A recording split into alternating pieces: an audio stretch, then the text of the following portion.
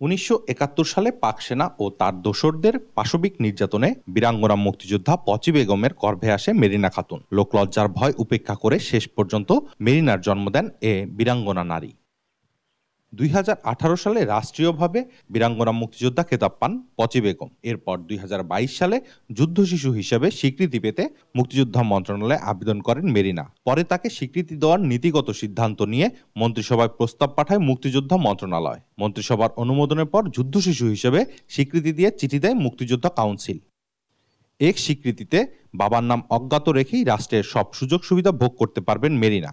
রাষ্ট্রীয় এই স্বীকৃতিতে খুশি মেরিনার পরিবার। কত দুঃখ কষ্ট বেদনা বুকে চাপা নিয়ে আসি, এটা বলার মতো না। যুদ্ধ শিশুর যে রাষ্ট্রীয় স্বীকৃতি আমার ওয়াইফে রাষ্ট্রীয় স্বীকৃতি হয়েছে, এই জন্যে যে রাষ্ট্রীয় স্বীকৃতি দিছে এই রাষ্ট্রীয় স্বীকৃতি দেওয়ার প্রেক্ষিতে মাননীয় প্রধানমন্ত্রীকে আমি কৃতজ্ঞ জানাই। আমার মা একজন শিশু মুক্তিযোদ্ধা, আমরা এটা এখন গর্ব করে বলতে পারবো। আর আমার মা যে এটা পাইছে, এটা অতি দ্রুত কার্যক্রম সফল করার জন্য মাননীয় প্রধানমন্ত্রীর কাছে কারোজোড়া আবেদন জানাচ্ছি। মুক্তিযোদ্ধাদের মতো তাকে ভাতা দেওয়ার দাবি যুদ্ধশিশু মেরিনার। আমার স্বামী এই যে ঈদের রাইতে হলে পারমিন স্ট্রোক করেছে, করে হাত গেছে, কান গেছে, তার জন্য যদি আমার স্বামী এল্লা চিকিৎসা ব্যবহারে আমি তো টাকা পয়সা চিকিৎসা করতে পারতেছি না, তো আমার ভাতাটা যদি হয় আসে তাহলে আমি এল্লা সুখ সুবিধা পাবো, তাহলে আমার স্বামীকে এল্লা চিকিৎসা করতে পারবো।